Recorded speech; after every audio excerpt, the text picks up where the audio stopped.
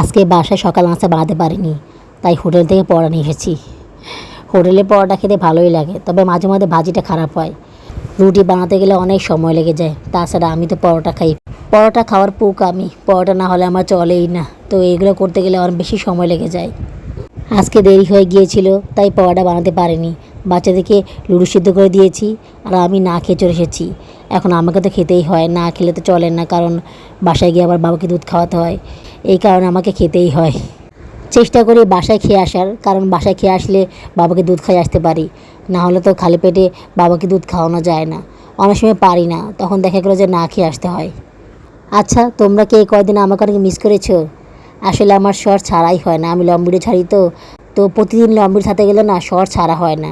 তাছাড়া আমার শর্টসটা অনেক সময় বড় হয়ে যায়, তো যার কারণে শর্টসটাও ছাড়া হয় না।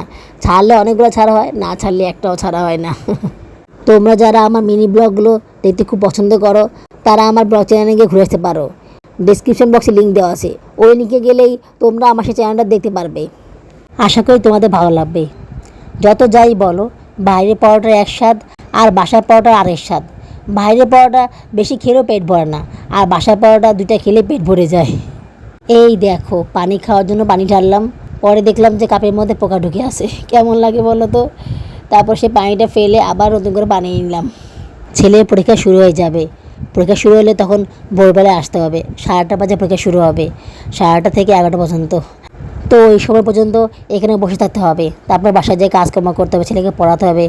মানে যে কত যে প্যারার মধ্যে থাকবো আমি, আল্লাহ! ছেলের পরীক্ষা হলে আমার মাথা নষ্ট হয়ে যায়। সারাক্ষণ ওকে নিয়ে বসে থাকা লাগে, আমি না বসলে ও একটুও পড়তে বসে না।